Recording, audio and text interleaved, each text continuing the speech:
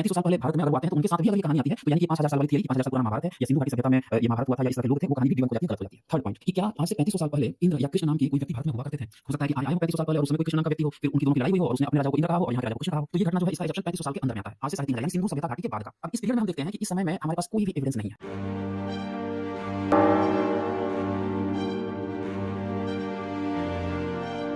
आज हमारा जो विषय है वो काफ़ी ख़ास है और काफ़ी अहम है और इस विषय पे बहुत सारे साथी कन्फ्यूज रहते हैं कि क्या भगवान कृष्ण यादवों के पूर्वज थे या नहीं। हमारे बीच रमाशंकर राय जी पधारने वाले हैं और साइंस जर्नी भी आने वाले हैं। बहुत तरह की बातें हैं जो आज की इस लाइव में आप सभी को जानने को मिलेगा। ओके, हमारे बीच साइंस जर्नी सर आ गए हैं। स्वागत है सर। जी, जी, बहुत शुक्रिया आपका। सर आज का जो विषय है आप समझ ही गए होंगे कि कितना खास और गंभीर विषय है, क्योंकि अक्सर हमारे समाज के लोग इस विषयों पे अक्सर भटके नजर आते हैं। मैंने कितनी बार इस चीज को नोटिस भी किया है। तो एक पोस्ट सर आया था, माननीय अरुण कुमार गुप्ता जी ने कृष्ण को काल्पनिक बताया है। उस पे हमारे जी, अर्जक संघ के विचारों को फॉलो करने वाले हमारे गार्जियन ही समझ लीजिए, जो वो भी चाहते हैं जी, कि हमारे समाज में समता, भाईचारा, मानवता स्थापित हो, अंधविश्वास, पाखंड हमारे समाज से खत्म हो। लेकिन जब कृष्ण की बात आती है तो वहां पे वे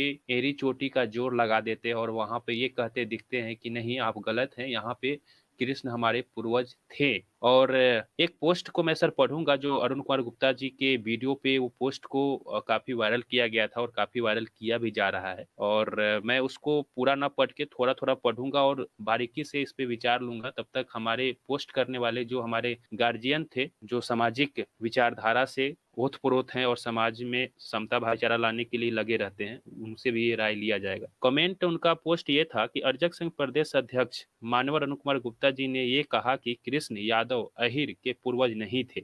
यह उनको उनके जैसे तर्कवादी वैज्ञानिक विचारधारा के विद्वान सोच रखने वाले को बोलना शोभा नहीं देता। तो सर मैं जानना चाहूंगा, इतना ही पढ़ता हूं कि हो सकता है कि अर्चक संघ बिहार प्रदेश अध्यक्ष माननीय अरुण कुमार गुप्ता जी लॉजिक के लिए जाने जाते हैं, तो हो सकता है कि किसी विषय पे वे चूक गए होंगे। और आपकी क्या इस पे विचार है कि क्या कृष्ण थे? क्योंकि हम लोग सभी हिंदू धर्म के देवी देवताओं को काल्पनिक बताते हैं, तो उन्हीं देवी देवताओं में भी कृष्ण होते हैं, तो क्या कृष्ण भी काल्पनिक? इस पे अपनी प्रतिक्रिया दे, फिर मैं आगे ये पोस्ट को कंटिन्यू करूंगा, फिर आपसे विचार लूंगा। जी, जी, बहुत शुक्रिया आपका।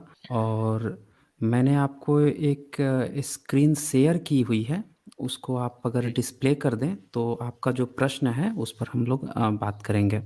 सबसे पहले तो मैं यहाँ पे जितने भी दर्शक हैं आप सभी को धन्यवाद देता हूँ और आपने इतना पेशेंस रखा उसके लिए भी आप लोगों को धन्यवाद देता हूँ। मैं माननीय अरुण कुमार गुप्ता जी का बहुत बड़ा फ़ैन हूँ। मैं उन्होंने जो भी बातें कही हैं बिल्कुल सही कही हैं, उस पर मैं भी अपनी प्रतिक्रिया देना चाहूँगा। ये यहाँ पे मैंने लीगल डिस्क्लेमर भी डाला है। हमारा संविधान भी, हमारा कॉन्स्टिट्यूशन भी हमें इस बात की अनुमति देता है कि हम अपनी बातों को कह सकते हैं और समाज में अगर किसी भी तरह का एक अंधविश्वास या सुपरस्टिशंस या फिर जो गलतफ़हमियाँ हैं उस पर हम लोग खुलकर बातें कर सकते हैं, तर्क-वितर्क कर सकते हैं। जो भी सच होगा जब तक हम उस पर तर्क-वितर्क नहीं करेंगे, अपनी बातों को नहीं रखेंगे, तब तक वो सामने नहीं आएगा। तो सबसे पहले तो मैं आप लोगों को बताना चाहूँगा कि कृष्ण के बारे में जो भी बातें आई हैं वो रिलीजियस टेक्स्ट से आई हैं। आर्कियोलॉजिकल एविडेंस नील बटे सन्नाटा है। कुछ आर्कियोलॉजिकल एविडेंस किए गए हैं, उन पर भी मैं चर्चा करूँगा, उन पहलुओं को भी मैं दिखाऊँगा कि वो जो पॉइंट्स हैं वो कितने करेक्ट हैं या फिर फेक हैं। लेकिन जी उससे पहले मैं आप लोगों को ये बताना चाहूँगा कि जो रिलीजियस टेक्स्ट है यानी कि जो महाभारत है, उससे जो बातें कही जाती हैं, तो महाभारत आज हमारे पास जो अवेलेबल है वो देवनागरी लिपि में अवेलेबल है। उसकी भाषा क्लासिकल संस्कृत है। तो जो क्लासिकल संस्कृत है वो पिछले 1000 ईयर्स के अंदर में इंट्रोड्यूस हुई है और जिस लिपि में लिखा गया है वो लिपि भी पिछले 1000 ईयर्स के अंदर आई है। इवन उससे भी काफ़ी बाद की आई हैं क्योंकि शुरू-शुरू में जो 7th 8th सेंचुरी थी तब नागरी लिपि आई थी। जो उसके पहले की जो धम्म लिपि थी उसका एवोल्यूशन हो रहा था, तो इवोल्यूशन के कारण थोड़ी-थोड़ी बदल रही थी। तो पहले नागरी लिपि बनी जिसमें धम्म लिपि के कुछ शब्द थे और कुछ चीज़ें नई-नई आ रही थीं। यही बदलते-बदलते 13वीं 14वीं सदी तक फाइनली जो है देवनागरी लिपि के फॉर्म में आ गई। आपको अगर चेंज समझना है ना, तो आज से 100 साल पहले की आप किताब उठाएँगे, तो आप देखेंगे कि देवनागरी लिपि में जो बहुत सारे ऐसे शब्द हैं, जो आज जिस तरह से हम लिखते हैं, उस तरह से नहीं लिखे जाते थे। थोड़ा-सा अंतर मिल जाएगा। तो जी। सोचिए 13वीं 14वीं सदी में देवनागरी लिपि तब भी बन चुकी थी और पिछले 100 साल में जब आपको अंतर देखने को मिल रहा है, तो पूरी जब लिपि चेंज होगी तो कितना अंतर होगा? जी। जबकि एक ही लिपि में आपको चेंज मिल रहा है। मैंने तो वो पोस्ट को पढ़ा। अब जैसा कि आप प्रकाश डालने जा ही रहे थे, तो मैं चाहूँगा कि हुँ, हुँ। जिन्होंने ये पोस्ट किया था, उनसे एक बार पूरा बात को सुनते हैं, वो किस तरीके से अपनी हाँ, बात हाँ। को, उसके बाद शायद बात को रखने में हम लोगों को आसानी होगी। आसानी होगी। जी, जी, जी। रमाशंकर सर, जी सर, आप अपने विचार रखें, फिर हम लोग उस पे आगे बढ़ेंगे। मेरा कहना ये है, पिछले दिनों हमने मान्यवर अरुण गुप्ता जी, प्रदेश अध्यक्ष अर्जक संघ का वीडियो देखा। वीडियो में ये है कि राम और कृष्ण काल्पनिक है और कृष्ण के पीछे अहीर लोग भागते रहते हैं। ये अंधविश्वास फैलाते हैं।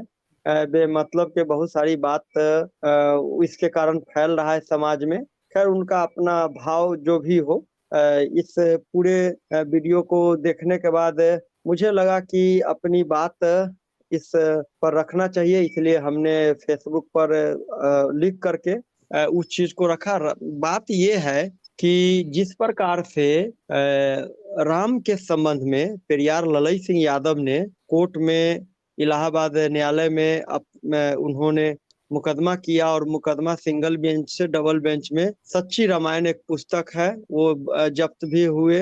ललई सिंह यादव अंडरग्राउंड भी हुए और बाद में अंततः कोर्ट ने डिसीजन दिया कि राम कोई धरती पर था नहीं, एक काल्पनिक पात्र है। बाद में बावन मेश्राम जी बहुत ही स्पष्ट तरीके से, मैं वहाँ जब बंगलौर गया था, बंगलौर हम लोगों का 5 दिवसीय सेमिनार था बामसेफ के, उसमें उन्होंने पूरा क्लियर से रखा कि राम जो है पुष्यमित्र सुंग के रूपांतरित पात्र है। उस पर बहुत ही डिटेल से उन्होंने रखा और न्यायालय के द्वारा जो ललई सिंह यादव जी उसका डिग्री प्राप्त किए, मुकदमा जीते कि राम इस धरती पर नहीं है। और हाल फिलहाल में जहां अयोध्या में राम मंदिर बन रही है, वहां भी उसका जो final decision Gogoi, chief justice of India Gogoi, जो उनके नेतृत्व में और भी पैनलिस्ट जजेस थे, फाइनली उसमें ये है कि राम आस्था का, करोड़ों लोगों की आस्था का नेतृत्व कर रहे हैं, उनका प्रतिनिधित्व कर रहे हैं, लोग मानते हैं। इस आधार पर हम राम मंदिर बनाने का पक्ष में पहुंच रहे हैं। इसके बाद बहुत सारा दलील है, यानी आस्था के आधार पर उन्होंने डिसीजन दिया। ये सारी चीजें तो राम के संबंध में क्लियर है, लेकिन कृष्ण के संबंध में किसी न्यायालय में आज तक मुकदमा नहीं जीता गया है या कोई तथ्य परक बात की राम के तरह कृष्ण भी काल्पनिक है, ऐसा अब तक कोई देश में मेरे जानकारी में नहीं आया है कि कृष्ण भी राम के तरह काल्पनिक है। और एक दूसरी बात, जो धार्मिक ग्रंथ है वो काल्पनिक अधिकतम है, चूंकि विश्व इतिहासकार जो है जब तक तथ्य पर जो चीज उतरते नहीं है उनको नहीं लेते हैं। इस बात को मैं खुद भी इतिहास का छात्र रहा हूँ, पीजी किया हूँ, उसको लेना भी नहीं चाहिए। लेकिन विश्व स्तर पर ऋग्वेद जो भारत की है, उससे कुछ चीजों का मिलान लिया गया है और ऋग्वेद की कुछ चीजों को माना गया है। चूंकि बहुत ही भारत की सबसे प्राचीनतम जो वेद है, ग्रंथ है, वो ऋग्वेद है। ऋग्वेद में 52 श्लोक के आसपास जो है, वहां कहा गया है कि असुर राज श्री कृष्ण, माने कृष्णा असुर, उसमें आगे क्लियर करता है, यानी असुर को भारत में जो साहित्य है वो राक्षस से संबोधन किया गया है, अर्थात कृष्ण जो थे असुर और राक्षसों के सेनापति का नेतृत्व वहां के एक सेनापति थे, उसमें जो आगे कहता है। और इन देवों के जो सेनापति थे इंद्र, उनके नेतृत्व में भीषण युद्ध हुआ। युद्ध में कृष्ण अंततः मारे गए और उनके तेजस्वी लड़ाई से इतना देव तरफ की सेनाएं भयभीत है कि उनको जब तक शरीर से चमड़ी खाल नहीं उतार लिया जाता है, और खाल उतारने के बाद उनके जो हार में जो मांस है उसको चील कौआ से खिलाने की चर्चा हो रही है, और फिर हड्डियों को झाड़ीदार कांटेदार चीजों पर फेंक दिया जाता है। वहां पर यह भी कहा जाता है इस भीषण युद्ध में बहुत लोग दोनों तरफ से मारे गए, हड्डियों का बहुत टीला लग गया। तो बाद में अध्ययन से जो मिलान किया गया, अभी वर्तमान में जो कृष्ण का जन्म तिथि के बारे में कहा जा रहा है 5200 या 300 समथिंग के आसपास में अब उनका जन्म दिवस मनाया जा रहा है।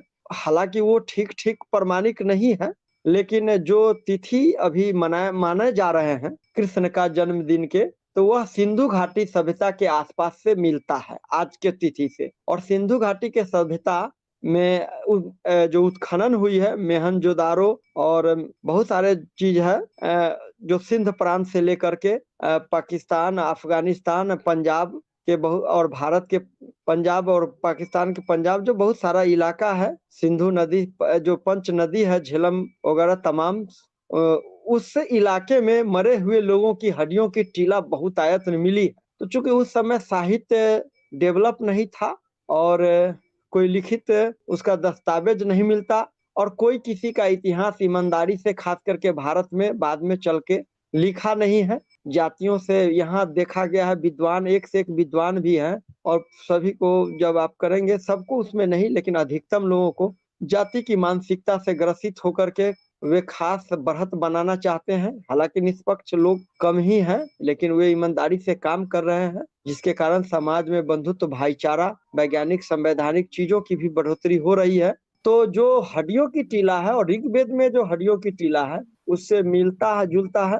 ये बात बिल्कुल सत्य है कि कृष्ण का जो चमत्कारिक रूप जो पेश किया है ब्राह्मणवादियों ने, भारत के बहुसंख्यक जो जाति है उस अहीर समुदाय के नायक के रूप में पेश करके और उसका एक तरह से इमोशनल साइकोलॉजी उस समर्थन पाने के लिए कृष्ण का अपने हिसाब से चरित्र का चित्रण किया है और सुदामा नामक ब्राह्मण का चरण धोवाया है। ये संदेश देने का काम किया है जो तुम्हारा सबसे बड़ा महानायक है वो ब्राह्मण गरीब का बगैर मांगे हुए चरण पखारते हैं और बिना मांगे हुए घर बिल्डिंग भी बनवा देते हैं, जबकि समाज में बहुत सारे लोग हैं जो गरीबी से भरे पड़े थे, लेकिन ऐसा कोई चरित्र चित्रण नहीं देखा था। इस पूरे परिप्रेक्ष्य में एक साइकोलॉजिकल कहानी जो समाज में सत्य दर्शा करके पेश करता है, ये ब्राह्मणों का काम था और उन्होंने किया और आज भी बहुत मजबूती से कर रहे हैं।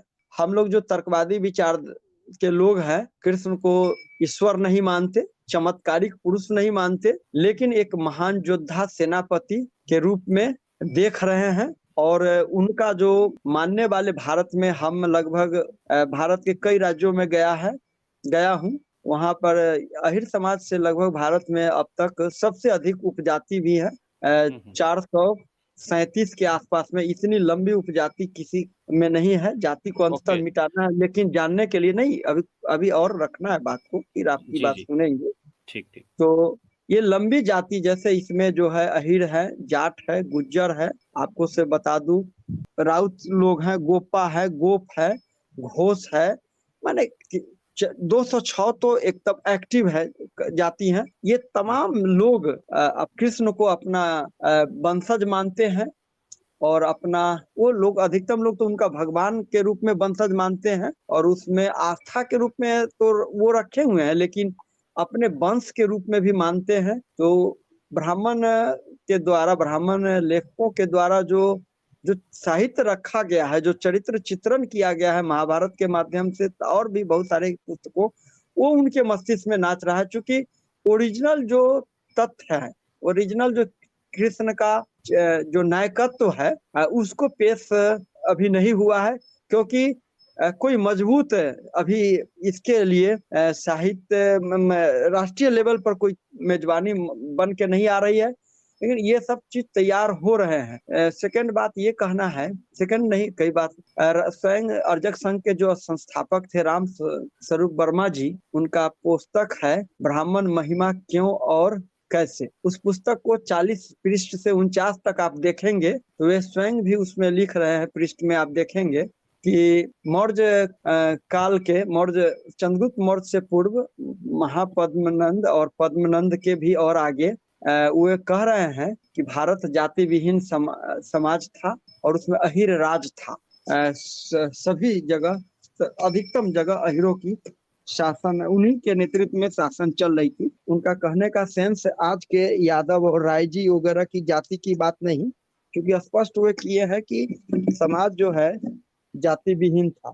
और ऐसे भी अधिकतम जातियों के हमने खुद भी देखा है, खोदते खोदते अगर नीचे पहुंचते हैं तो भारत की बहुत सारे, जैसे अब गुप्ता जाति है भारत में जो वैश्य है, इन लोगों को भी बहुत सारे नीचे जाने पर वे अहिर में मिल जाते हैं। जैसे कि अब बलराम एक कलवार है, कलवार के घर वो बलराम के वंशज मानते हैं, बलराम कृष्ण के बड़े भाई हैं। फिर अग्रवाल हैं, अग्रवाल जो है उग्रसेन के भाई थे। इस तरह से बहुत सारी चीज है, बहुत जैसे सिंधिया राज है जो पटेल के नाम से, ये वो भी जाकर के 7वीं 8वीं शताब्दी में अहिर में प्रवेश कर जाते हैं। पंजाब से जो भारत में प्रवेश करता है गुज्जर शुरू में अहिर है, और पंजाब होते हुए हरियाणा होते हुए जब महाराष्ट्र गुजरात होकर के महाराष्ट्र इन करते हैं, बीच में भी मौका दिया जाएगा आपको बीच में बस भी, और बस हो गया। तो इस तरह से मैं देखता हूँ अहिर में अधिकतम जातियां प्रवेश कर जाती हैं।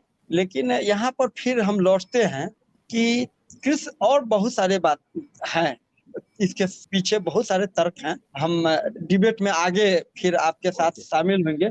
यानी कृष्ण काल्पनिक है, इसके परिप्रेक्ष्य में जो ब्राह्मण पेश किए हुआ है वो बिल्कुल काल्पनिक है। रघु जद्दू की कहानी बकवास है, और कृष्ण सुदर्शन चक्रधारी है, महाभारत के युद्ध में पूरा नायक है, ये सब बकवास है, ये सब काल्पनिक है। लेकिन एक सुनियोजित तरीका से राम के साथ कृष्ण के चरित्र को भी, और केवल महिला वाला आजकल देख रहे हैं वामसेव के भी लोग और तर्कवादी लोग भी, वो जो माने सारी खींचने वाला जमुना वाला खूब कहानी कहता है। एक तरह से वो नमक छिड़क रहा है अहिर भारत के मजबूत अहिर समाज के ऊपर, तेजाब छिड़क रहा है, ऐसा है बगैर तथ्य के। माने कृष्ण के नायकत्व की पात्र छोड़ के छिनाल वाला जो प्रवेश कराता है, कितना खतरनाक खेल के तरफ वो बढ़ रहे हैं बोलते बोलते। ये तमाम लोग, इसमें तो बहुत सारे लोग ये हैं, वो समझ नहीं रहे हैं कि किसके भावना को रौंदने का काम बगैर तथ्य के कर रहे हैं, और मुस्कुरा के और बहुत सारे चीज बोल देते हैं, लब दिन बोल देते हैं, और बोल के बगैर तथ्य और चीज को वो इसी सब चीजों पर और से बहुत सारी बात रखना। खैर अभी तत्काल ये कि कृष्ण के संबंध में राम के तरह कृष्ण काल्पनिक नहीं है। ब्राह्मण द्वारा जो बताए जा रहे हैं वो सब बात काल्पनिक है, अधिकतम, सब नहीं, अधिकतम मैं कह सकता हूँ 98-99%। तो ब्राह्मण के आड़ में कृष्ण को भी काल्पनिक बताया जा रहा है, ये खतरनाक बात है।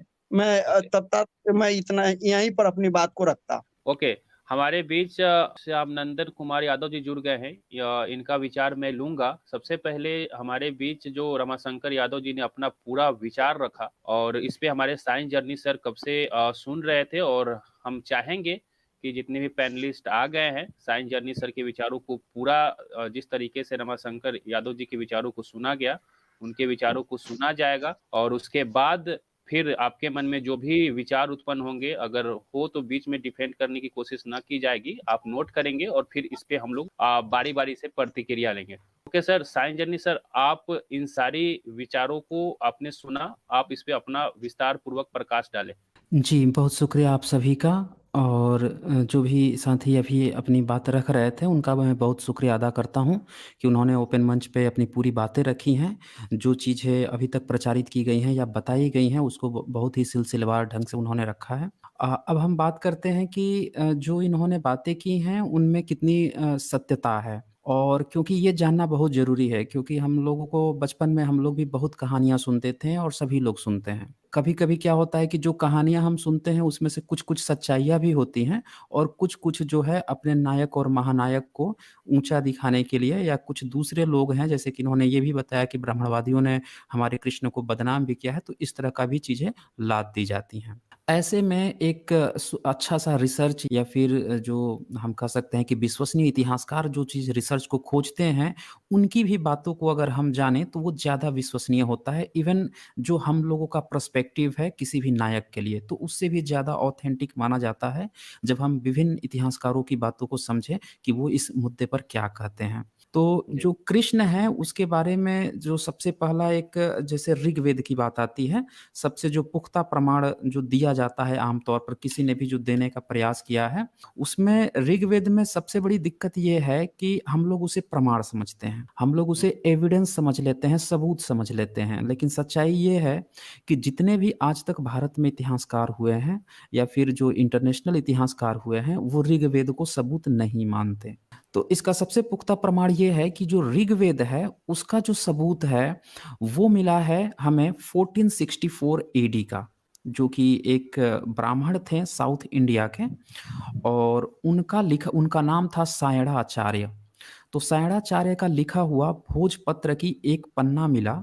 वो भोजपत्र का पन्ना जो है मैक्स मूलर थे, उनको मिला था। तो उसके आधार पर मैक्स मूलर ने पूरे ऋग्वेद को कलेक्ट करना शुरू किया और उसका उन्होंने अनुवाद भी किया था इंग्लिश में। बाद में ग्रिफ्थ ने भी इसका अनुवाद किया था। लेकिन मैक्स मूलर या जितने भी उस समय के रिसर्च स्कॉलर थे या स्कॉलर्स थे, उन सब ने खोजना शुरू किया कि ऋग्वेद कितना पुराना है, उसके सबूत कितने पुराने मिलते हैं।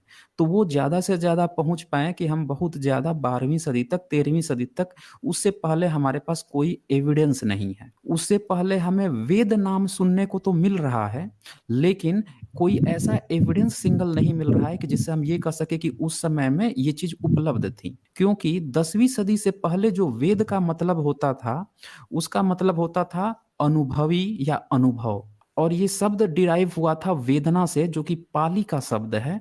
और जब हम पाली प्राकृत, जो कि भारत की मूल भाषा रही है, जो संस्कृत से पुरानी है, जिसमें सम्राट अशोक के इंस्क्रिप्शन मिले हैं, तो सबसे पुराना पाली प्राकृत माना जाता है। तो उसमें जो वेदना शब्द है, उससे वेद निकल रहा था। तो इतिहासकारों ने यह भी तय किया कि वेद शब्द तो मिल रहे हैं, लेकिन उसका लिखित कोई प्रमाण नहीं मिल रहा है।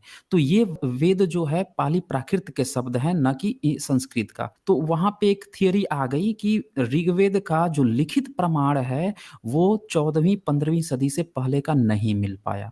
ये पहला चीज, इसीलिए उसको कोई प्रमाण नहीं मानता। दूसरी बात कि ऋग्वेद जो है, उसको माना गया कि जो जैन अवेस्ता है, जो ईरान की बुक है, वहां से ये मैच करती है। इनकी शब्दावलियां भी मैच करती है। वो अहुर कहते हैं, ये लोग असुर कहते हैं। तो कुछ कुछ जो शब्दावली है ह और स का, ये अंतर के अलावा बहुत सारी जो है ऋषि या फिर इनके पूजने का या फिर यज्ञ करने का, इस तरह की प्रथाएं मिलती हैं।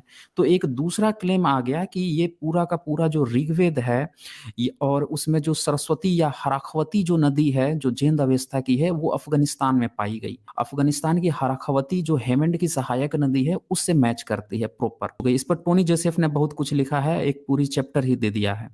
तो उससे ये साबित हुआ कि ऋग्वेद जो है भारत का प्रमाण नहीं है। अगर ऋग्वेद की कोई बात आ भी रही है, तो ये सारा का सारा जो है ईरान, इराक, सीरिया, उधर की बातें हैं, जिसको भारत के वर्जन में लिखा गया है। उसी तरह से जैसे हॉलीवुड में कोई फिल्म बनती है, फिर भारत के लोग क्या करते हैं, उसको कुछ समय बाद, 50 साल बाद, 40 साल बाद, 10 साल बाद जो है उसको यहाँ के वर्जन में लिख लेते हैं, अपना एक बॉलीवुड स्टाइल में उसको बना लेते हैं, थोड़ा सा मिर्च मसाला लगा के।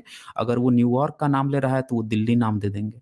तो इस तरह से करके, तो इसलिए अगर उसमें ऋग्वेद में कहीं पे कृष्ण का शब्द नाम आता है, कि कृष्ण को, जो इनका जो देवता है इंद्र है, वो घोड़ों से जाता है, 10,000 अपने सैनिकों के साथ जाता है, घेर लेता है और कृष्ण को उल्टा टांग देता है, फिर उसकी बहुत ही बेरहमी से हत्या करता है, उनकी गर्भवती बीवियों को मार डालता है, पेट चीर डालता है, बहुत बेरहमी से कत्ल करता है। ये सारी घटनाएं भारत में हुई, इसका कोई सबूत नहीं है। अगर इसको हम मान भी ले कि ऐसा कुछ हुआ होगा, तो ये जैन अवेस्ता के कारण ये सारी घटनाएं जो सीरिया है, जो तुर्की है, या जो मिटानी सभ्यता है, उस साइड की होती प्रतीत होती हैं।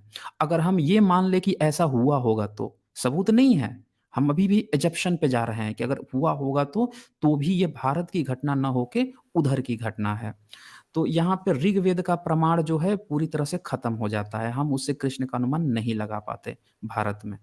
अच्छा, जी। अब बात आती है कृष्ण की, कि क्या कृष्ण, अगर मान लेते हैं कि 3500 साल पहले अगर ये सारे मिटानी सभ्यता में इस तरह की कुछ व्यवस्था अगर हुई भी होगी, या 2700 साल पहले, तो वो आर्य जो है अगर भारत में आ गए, बहुत सारे लोग कहते हैं 3500 साल पहले, 3500 साल पहले आर्य भारत में आ गए थे, तो अगर वो आ भी गए, ये भी एजप्शन है, मैं मान लेता हूं कि आ गए, तो आने के बाद से भारत में क्या उन्होंने कोई कृष्ण नाम का राजा 3500 साल पहले था, जो आए और उन्होंने उसकी हत्या कर दी? इस तरह से। और क्या 3500 साल पहले कोई इंद्र नाम का राजा था जो यहाँ पे आके हत्या किया कृष्ण की? तो ये सारी घटनाएं ना 3500 साल के अंदर में आ जाती है, यानी कि सिंधु घाटी सभ्यता के बाद की हो जाती है, क्योंकि सिंधु घाटी सभ्यता के बाद आर्य आ रहे हैं और ये कहानी आर्यों से रिलेटेड है, न कि सिंधु घाटी सभ्यता से पहले या 5000 साल पहले। तो ये दूसरी थियरी यहाँ पे फेल करती है कि हम लोग अगर ये मान भी लें कि ऋग्वेद जो है 3500 साल पहले कोई आर्य लेके भी आया, तो कृष्ण का प्रमाण जो है 3500 साल के अंदर आता है, न कि उसके पहले। तो 5000 वाली जो थियरी है वो डिबंक हो जाती है, वो खत्म हो जाती है, वो विश्वसनीय नहीं रह जाती। अच्छा, अब तीसरा प्रूफ हम लेते हैं कि क्या 3500 साल पहले कृष्ण नाम या इंद्र नाम इस तरह के नाम अस्तित्व में थे भारत में? तो सर जब हम सर ये थियरी जी, जी। सर दूसरे उदाहरण को एक बार फिर से बोलेंगे, बीच में हम डिस्टर्ब हो गए थे। अच्छा, ओके, मैं फिर से रिपीट कर देता हूँ। दूसरी जो उदाहरण। दूसरा उदाहरण जी, दूसरा उदाहरण है कि 3500 साल पहले यानी आज से 3500 साल पहले बाहर से जो ईरान है या जो यूरेशिया है उधर से आर्य भारत में आए थे।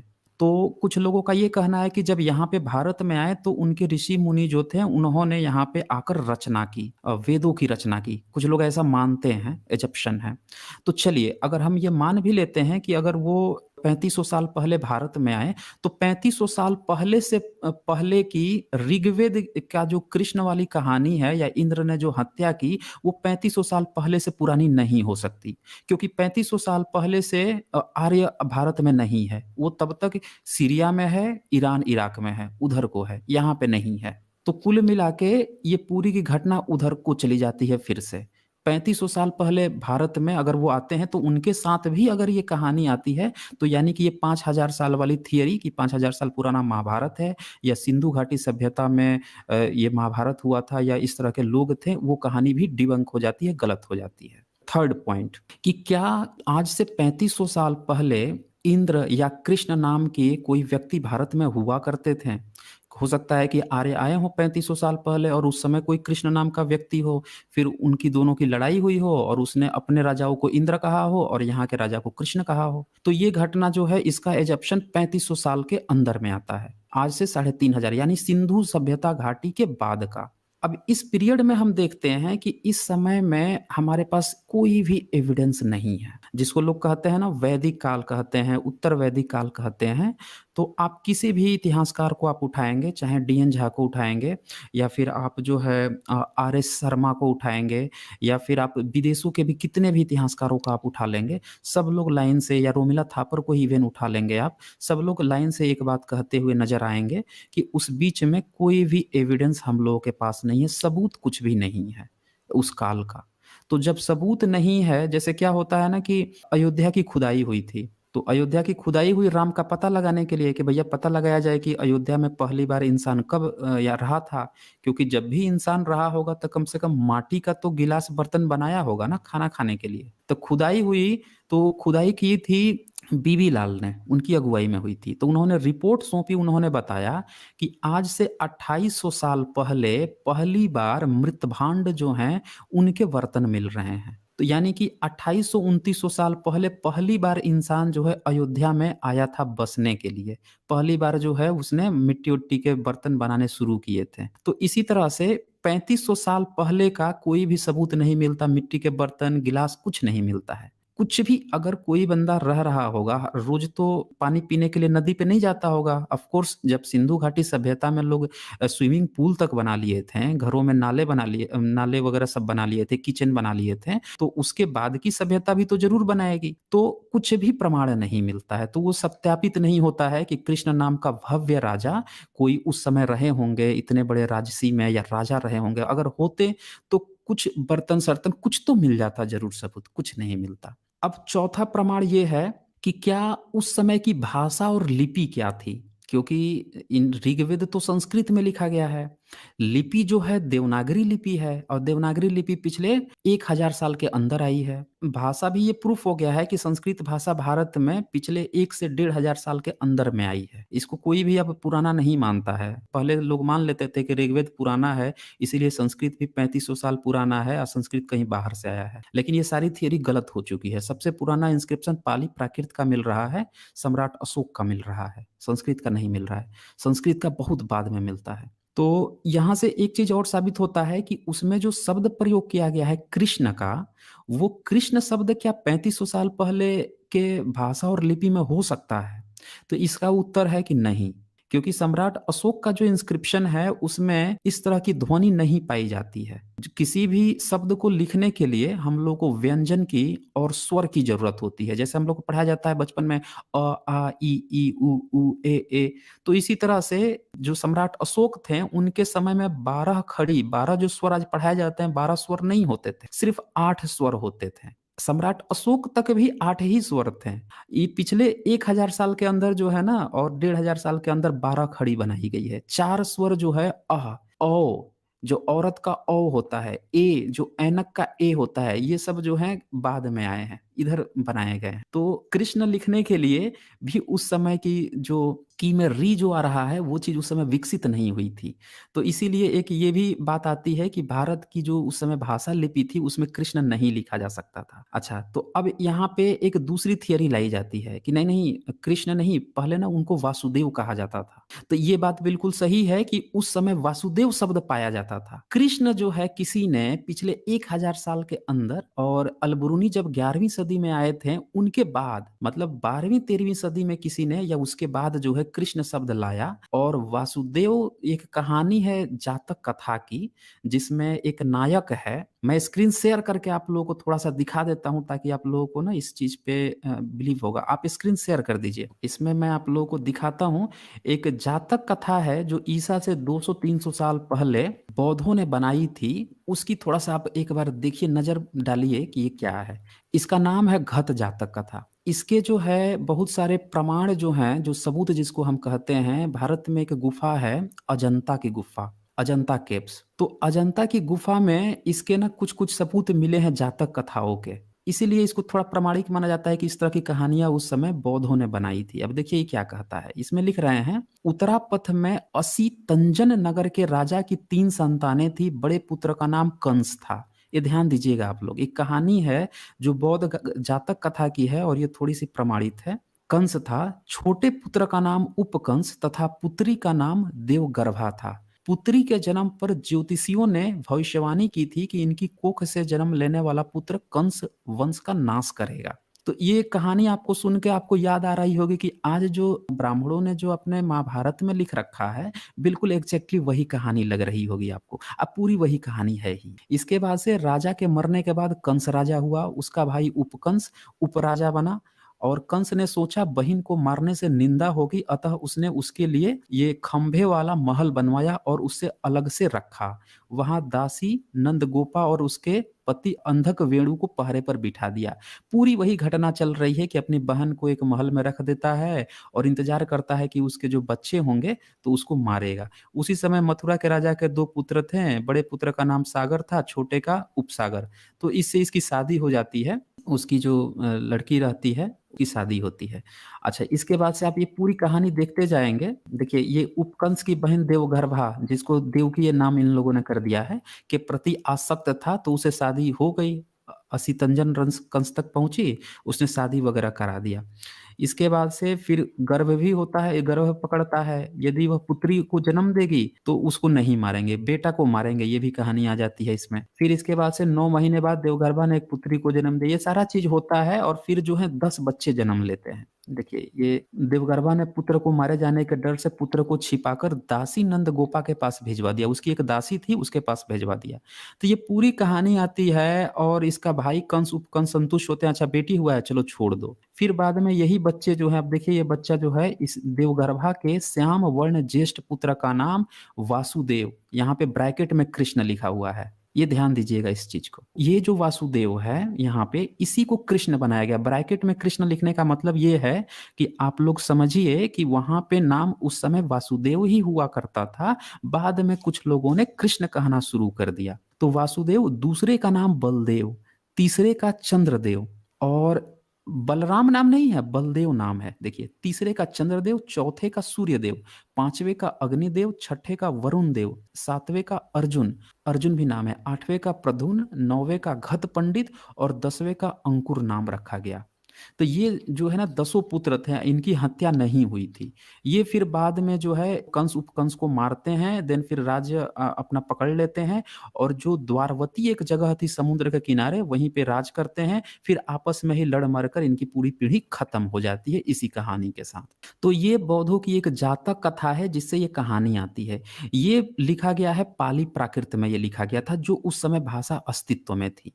बाद में 9वीं 10वीं सदी के बाद से इन लोगों ने इसको संस्कृत में लिखना शुरू किया, महाभारत इसको बनाया। आप लोग भी ये बात जानते होंगे कि महाभारत का जो आदि पर्व है, आदि पर्व में खुद ये बात लिखा हुआ है कि शुरू में महाभारत जो है जय नाम से जाना जाता था, जिसमें सिर्फ 8000 श्लोक। फिर जो है श्रुतिश्रवा नाम का एक व्यक्ति आता है, उसने जो है 24,000 श्लोक की रचना करता है, बढ़ा देता है वो। फिर उसके बाद से एक और आता है, वो बढ़ाकर उसको 96,000 कर देता है। अब तो वो 1 लाख से भी ज्यादा है। तो ये सारी कहानियां बाद में बढ़ाती गई हैं, लोग मिर्च मसाला डालते गए हैं, सब चीज करते गए हैं। लेकिन जो आज से ईसा से पहले की जो कहानी मिलती है वासुदेव की, जिसको आप लोग जानते हैं या कोई भी जानता है, वो बौद्धों की जातक कथा है। इस पर पूरी दुनिया भी सहमत है कि भाषा लिपि के अनुसार भी ये मैच करती है, और भाषा लिपि के अनुसार ब्राह्मणों की महाभारत उस समय एग्जिस्ट ही नहीं करती, लैंग्वेज भी नहीं मिलता संस्कृत उस समय। अच्छा, तो एक तो ये पॉइंट हो गया। अब बात आती है कि चलिए, तो ये वासुदेव अगर हम मान लेते हैं कि ठीक है, उस समय जो है बौद्धों के वासुदेव थे, बौद्धों के जातक कथा थे, तो क्या ये वासुदेव वास्तव में थे या ये भी एक कहानी है? यहाँ पे ये प्रश्न खड़ा होता है। तो हम ये देखते हैं कि वासुदेव नाम जो है ना, इतिहास में वासुदेव नाम का एक राजा हुए हैं जो तकरीबन दूसरी सदी के थे। इतिहास को जब हम खोलते हैं तो हम पाएंगे कि दूसरी सदी में एक राजा थे वासुदेव, जिनके पिता के पिता का नाम था कनिष्क, और जो मथुरा के राजा थे। ये बात ध्यान दीजिएगा। मथुरा शब्द आता है कि मथुरा में दूसरी सदी में वासुदेव नाम के एक राजा थे, और किसी भी देश का या किसी भी जगह का अगर आपको सबूत जानना हो कि क्या वास्तव में उनका कुछ सबूत मिलता है, तो वो जमीन के नीचे अगर रहे होंगे तो कुछ ना कुछ उनका जमीन के नीचे जरूर गड़ जाएगा। जैसे मान लेते हैं आज आप भी घर बनाते हैं, हम भी बनाते हैं, सब लोग बनाते हैं, और आज हमारा अगर घर ढह गया, खत्म हो गया, तो इसके नींव में एक आध पत्थर रह जाएगा, या यहाँ का कुछ भी एक आध अवशेष जो है जमीन के नीचे बच जाएगा, जो बाद में खुदाई होगा तो वहां से जरूर पता मिल जाएगा कि हाँ, यहाँ पे इस चीज का कुछ ना कुछ जरूर रहा होगा।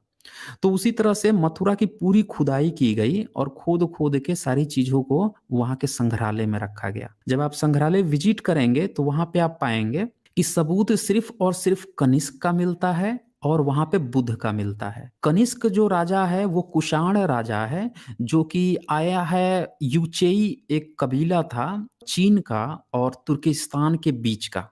तो वहां से जो है एक कुषाण वंशी भारत में आए, आकर ये पहले अफगानिस्तान और पाकिस्तान का जो इलाका है, बैक्टीरिया जो इलाका है, वहां पे ये राजा बने। यहाँ राजा बनने के बाद से इन लोगों को बौद्ध मार्ग बहुत अच्छा लगा, बुद्धिस्ट बन गए।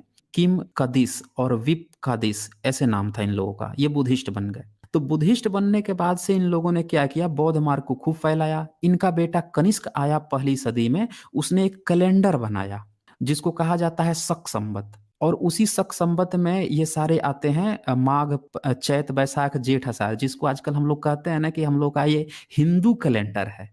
ये बात आप लोग ध्यान दीजिएगा, वो हिंदू कैलेंडर नहीं है, वो बौद्ध कैलेंडर है, चैत बैसाख जेठ आषाढ़। और ये बनाया था उसके दादाजी ने, जो वासुदेव राजा थे, उनके दादाजी जो कनिष्क थे, उन्होंने ये कैलेंडर बनाया था, और वो बौद्ध सम्राट थे। पूरे भारत में बुद्ध की मूर्तियां बनाने वाले वही कनिष्क थे, फैला दिए चारों बगल भारत में। उनका पोता वासुदेव हुए, और ये लोग मथुरा के राजा हुए। इसके अलावा भारत में वासुदेव का कोई अस्तित्व नहीं मिलता है, न किसी कृष्ण का मिलता है। अच्छा, यहाँ पे एक पॉइंट और है कि जो महाभारत पे जो लोग बिलीव कर लेते हैं कि महाभारत के ही कृष्ण हमारे पूर्वज हैं, तो जातक कथा की देखकर आपने समझ ली होगी कि इस कहानी को ही उठाकर बढ़ा-चढ़ाकर वहाँ पे बढ़ाते-बढ़ाते 1 लाख श्लोक में आजकल कर लिया गया है। ये सबसे पुरानी कहानी है वासुदेव की। तो मुझे इतना अभी कहना था, आगे आप लोग कुछ प्रश्न खड़े करेंगे, तो फिर मैं उस पर और डिस्कशन करूँगा, या कहीं पे अगर कोई प्रश्न होगा तो वहाँ पे हम लोग उस पर बात कर सकते हैं। जी।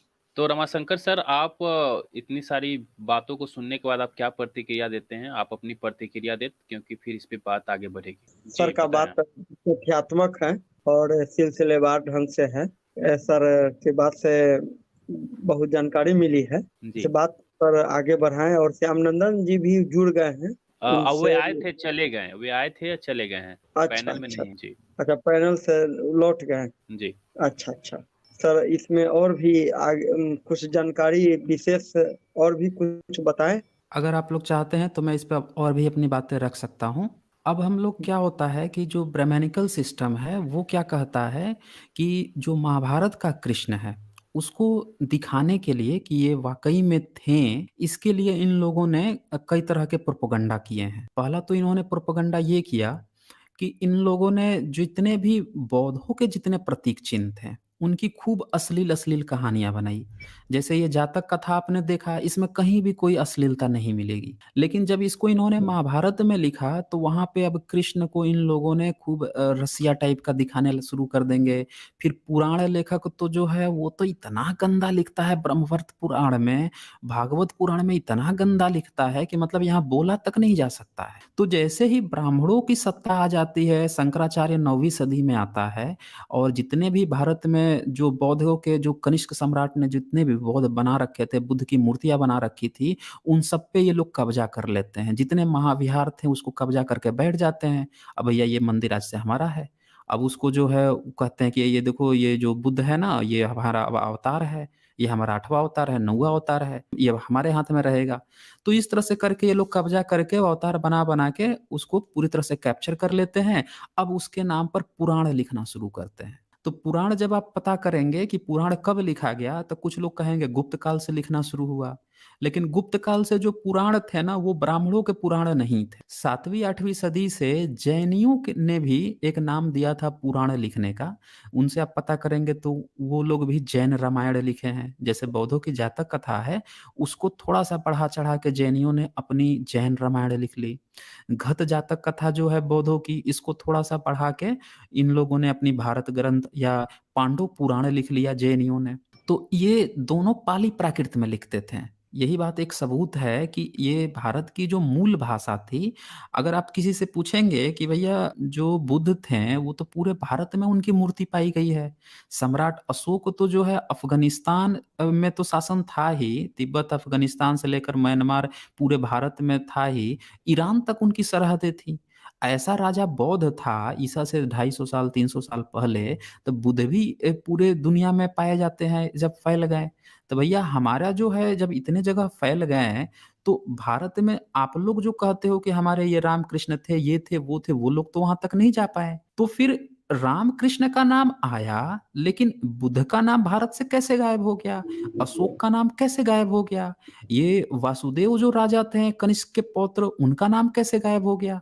जो भारत की जो एक्चुअल जमीन खोदने पर जिनके सबूत मिल रहे हैं, उनको आप लोगों ने क्यों नहीं बताया हम लोगों को? हम लोगों को आपने हमेशा काल्पनिक कथा क्यों सुनाया? आपने हमें सुना दिया इंद्र के बारे में, जो हमें नहीं दिखाई देता है, न उसका कोई सबूत है। आपने बताया राम के बारे में, राम का हमें कोई सबूत आज तक नहीं मिला। अयोध्या की खुदाई हुई तो बौद्धों के ही सबूत मिल रहे थे। अच्छा, वो आपने बता दिया कि श्रीलंका वो गए थे, श्रीलंका में पूरा जाइएगा तो बौद्ध देश है, वहाँ पे राम तो कभी नहीं मिला सबूत जाने का, लेकिन सबूत मिला जो सम्राट अशोक की जो बेटी थी संघमित्रा, उनके जाने का सबूत मिलता है कि वो गई थी। वहाँ की दीवारों पर लिखा हुआ है आज भी, ईसा से पहले के वहाँ के इंस्क्रिप्शन लिखे हुए मिले हैं। सबूत किसको कहते हैं? इसी को कहते हैं ना कि जब कोई चीज लिखा हुआ भी मिल जाए। एक मूर्ति जमीन से निकलती है, हम उसको देखते हैं, तो अब मान लीजिए कि किसी मुस्लिम देश में मिल गया कोई मूर्ति, तो वो क्या कहेगा? वो ये कहेगा कि ये मूर्ति ना मोहम्मद साहब के पहले वाली मूर्ति है, क्योंकि मोहम्मद साहब के बाद से तो मूर्ति बनी नहीं है, वो यही कहेगा। अच्छा, भारत में मिल जाए तो भारत के लोग क्या कहेंगे? अच्छा ये मूर्ति ना ये पक्का राम की होगी या कृष्ण की होगी, ब्रह्मा विष्णु महेश की होगी, ये ना महाभारत काल की मूर्ति होगी, उसको रख लेंगे कहीं पे, पूजा पाठ शुरू कर देंगे। तो सवाल ये है कि आप लोग हमेशा कहते हैं कि 5000 साल पहले महाभारत हुआ, 17 लाख साल पहले रामायण हुआ, लेकिन जो हमें नहीं दिखता है, जिसके सबूत नहीं मिलते, उस पर आपने खूब जोड़ दिया। और जो चीज मिलता था कि सम्राट अशोक के जमीन से खुदाई से इतने सारे अभिलेख मिल गए, इतने सारे सबूत मिल गए, जमीन खोदने पर बुद्ध ही बुद्ध मिल रहे हैं, इनके बारे में आप लोगों ने क्यों नहीं बताया? इनकी सारी चीजें जो है अंग्रेज आके खोजे हैं। अंग्रेज जब भारत में आए तो पूरी दुनिया खोद रहे थे, हर दुनिया में खोदने पर कहीं से पेट्रोल निकल रहा था, कहीं से अभ्रक यूरेनियम निकल रहा था, कहीं से हीरा निकल रहा था। भारत में खोदे तो देख रहे हैं यहाँ तो नीचे से बुद्ध निकल रहे हैं, उनकी आंखें फट के चार हो गई। अरे ये क्या चक्कर है यहाँ पे? ये सब बताते हैं कि इनके यहाँ सतयुग त्रेता युग महाभारत काल, ये काल वो काल, जमीन खोदने पर कुछ और ही निकल रहा है। ये तो उल्टा हो गया यहाँ पे। जी फिर इन लोगों ने एक और कहानी बता दी थी यहाँ पे कि बुद्ध का जन्म जो है ना उड़ीसा में हुआ था। एक पाठक करके था, उसने पूरी एक किताब ही लिख दी थी कि बुद्ध का जन्म जो है ना उड़ीसा में हुआ है। ये देखिए झूठ बोलने की इनकी परंपरा। 5000 साल पहले कृष्ण का जन्म मथुरा में हुआ, ये इनको याद है। और 2600 साल पहले बुद्ध कहाँ जन्म लिए, पूरी दुनिया में, पूरी दुनिया बुद्ध को जान रही है। इन लोग पता नहीं है कि बुद्ध का जन्म पिपरावा में हुआ था, लुम्बिनी में हुआ था, या फिर उड़ीसा में हुआ था। ये इतने झूठे लोग थे। तो इससे ये भी पता चलता है कि इन लोगों ने हमें झूठी कहानियां पकड़ाई है। हम लोग इनकी किताबों को पढ़कर सत्य कभी पता ही नहीं लगा सकते।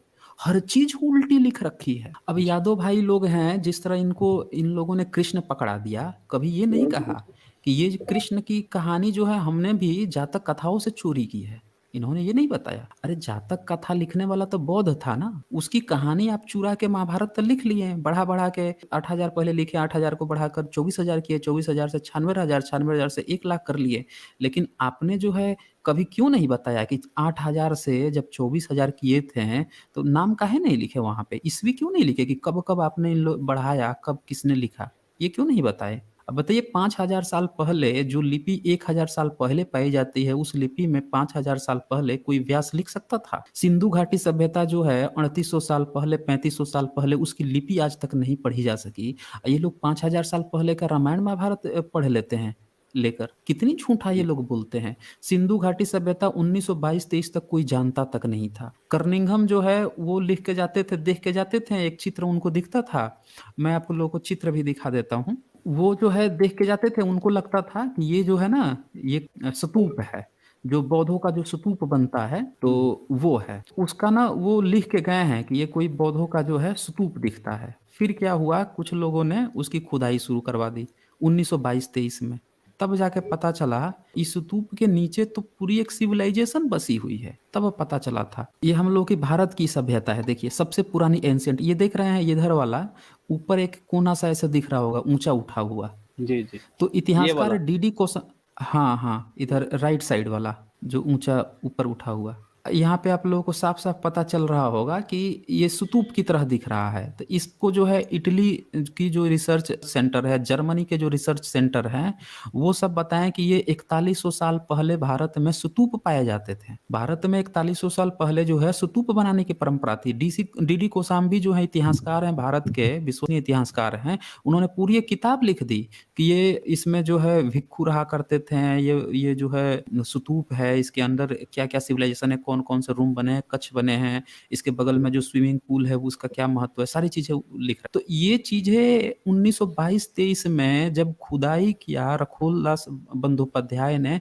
तब जाके हमको पता चली कि ये आर्य जो कहानी हमको पकड़ाई गई है कि 3500 साल पहले आए थे, इनसे पहले इस तरह की सिविलाइजेशन हमारे यहाँ थी। जब स्तूप बनते थे उसके बगल में लोग पोखरा बना के रहते थे, अगल बगल जो है इतनी सारी बिल्डिंग है, बीच में पोखरा बनाया जा रहा है, स्विमिंग पूल टाइप का बनाया जा रहा है, अच्छी अच्छी व्यवस्थित नालियां, हम लोग इतने डेवलप थे, इतने विकसित थे। तब पता चला। जी अगर ये लोग भारत में 5000 साल पहले की इनको कहानी पता होती, तो आप ये बताइए कि इन लोगों को ये सारी चीजें नहीं पता होती। सिंधु घाटी सभ्यता में क्या थी, 5000 साल की तो बात ही छोड़ दीजिए। इसीलिए महाभारत पढ़ के, गीता पढ़ के हम लोग कृष्ण के बारे में ये लोग क्या कहते हैं हम लोग पता ही नहीं लगा सकते। अगर सच्चाई हम लोग को अभी भी पकड़नी है ना, तो पहले भाषा पकड़िए, फिर जो है ना लिपि पकड़िए। पाली प्राकृत ही भारत की भाषा रही है। भारत पाली प्राकृत राष्ट्र रहा है। भारत से पाली प्राकृत गया श्रीलंका, वहाँ के बौद्ध भिक्षु इसको बचा के रखें। यहाँ से पाली प्राकृत गया म्यांमार बर्मा में, वहाँ के बौद्ध भिक्षु बचा के रखें। तब जाके हम लोगों को अंग्रेजों के समय में वहाँ से फिर चीज़ें रिटर्न बैक मिली। तब पता चला कि अरे हमारी भाषा तो संस्कृत थी ही नहीं, ये तो हमको मूर्ख बनाया है। कहता है कि वेद व्यास जो है संस्कृत में लिखते थे। जी 11वीं सदी में अलबरूनी लिख के गया भारत में 11वीं, हमारे आने तक 11वीं सदी तक ये संस्कृत में ये लोग वेद को नहीं लिखे हैं। ये बात जो है 1882-83 में एडवर्ड सचो गए थे वहां पे अरब में घूमने के लिए, छुट्टी मनाने गए थे। तो जो शौकीन होता है, जो रिसर्च स्कॉलर होता है, वो छुट्टी भी मनाने जाएगा ना तो लाइब्रेरी में जाएगा। चले गए वहीं पे अरब के लाइब्रेरी में। ये 1882-83 की घटना है। तो पता चला 79 से लेकर 83 के बीच की घटना है 1800। तब उनको पता चला कि यहाँ पे एक ऐसी पांडुलिपि है जिसको ये लोग बता रहे हैं कि उसके बारे में भारत के बारे में कुछ लिखा हुआ है। तो उसने जो है उसको निकलवाया। पुरानी लिपि थी, बहुत उसको बहुत मेहनत किया। सारे जो वहाँ के अरबी विद्वान थे बैठा लिया कि भैया तुम लोग पढ़ो इसको क्या क्या लिखा हुआ है। तो मेहनत कर करके उसको इंग्लिश में कन्वर्ट करवाया। फिर जो है 1885 तक आते आते उसने उसका अनुवाद कर लिया अरबी से। पहले अरबी में लिखवाया उसको कि आज की अरबी में लिखो ताकि हम अनुवाद कर सकें। फिर उसको अनुवाद करके इंग्लिश में किया। तब जाके पता चला भारत को 1031-32 में अलबरूनी नाम का एक व्यक्ति जो है भारत में आया था, जो गजनवी के साथ आया था। गजनवी से उसकी पटती नहीं थी, क्योंकि गजनवी किसी दूसरे राजा को मार के, उसका ही दरबारी था, उससे उठा के जबरदस्ती लेकर आया था, तो उसकी पटती नहीं थी। लेकिन जब अलबरूनी भारत आया तो भारत इसको पसंद आ गया। राजा से पटती नहीं थी, भारत पसंद आ गया तो भारत में रहा। भारत में रह के संस्कृत जो है इसने सीखा। यहाँ पे जो उस समय की काम चलाऊ संस्कृत थी वो सीखा। अरबी से संस्कृत में ट्रांसलेट किया, संस्कृत से अरबी में ट्रांसलेट किया। अब बहुत सारी बुक लिखा, सारे बुक उसके मिल गए उस एडवर्ड सचो। एडवर्ड सचो को तो ऐसा लगा कि भैया हमको तो खजाना मिल गया, भारत के पूरा 11वीं और 10वीं सदी का खजाना मिल गया। तो एडवर्ड सचो जो है उसको लेकर आए और लेकर आकर क्या कहते हैं भारत में कि भैया देखो तुम लोग 11वीं सदी तुम लोग झूठ बोलते हो, तुम्हारी सारी कहानी ना एक अरबी लिख के गया है 11वीं 12वीं सदी का, अब हम बताते हैं काका लिख के गया है।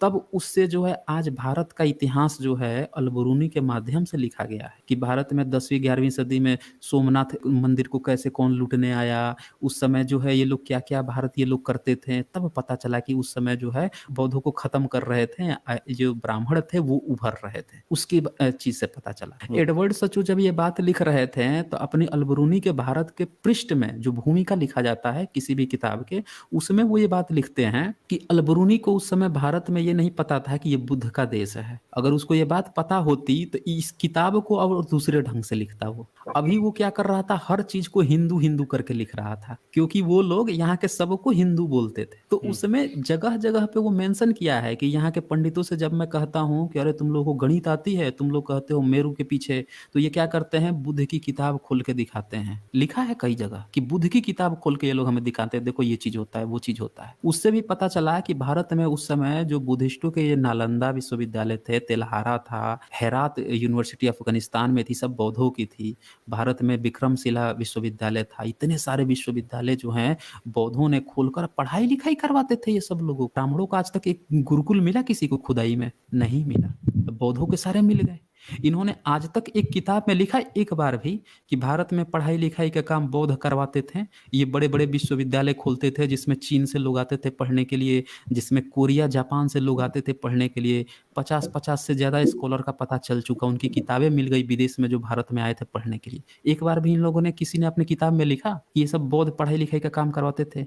हम लोगों को तो ये बता दिया गया कि आर्यभट्ट जो है जीरो की खोज कर लिए। पूरे बौद्ध साहित्य पढ़ाई शुरू हुई तब पता चला कि पहली सदी में जो बौद्ध नागार्जुन जो बौद्ध था, जो प्रोफेसर था, उसने तो शून्यवाद की एक थियरी खोज दी थी, जिसको बौद्ध मार्ग का एक सिद्धांत ही कहा जाता है, उसका एक ब्रांच कहा जाता है शून्यवाद, माध्यमिक मार्ग। तो शून्य जो है वो पहली सदी में खोज रहा है। अब 5वीं सदी में ये हम लोग को बता रहे हैं कि 5वीं सदी में शून्य की खोज आर्यभट्ट ने की। कितना झूठ ये लोग पढ़ाए हम लोगों को। तो ये लोग क्या करते हैं कि भारत का जो एक्चुअल सिद्धांत है इसको छुपा दिए हैं। हम लोगों को कभी नहीं बताते, ये लोग कभी नहीं बताएंगे ये लोग, क्योंकि उसमें ना एक शब्द आ जाता है, बुद्ध का नाम आ जाता है। बुद्ध को अवतार बना के अब पूजा पाठ करवाना इनको मंजूर है, लेकिन बुद्ध का असली इतिहास बता दिया जाए कि बौद्ध जो है वो ईश्वर को मानते ही नहीं थे, ना अवतार को मानते हैं। बस यहाँ से इनका पूरा चीज खंडन हो जाता है।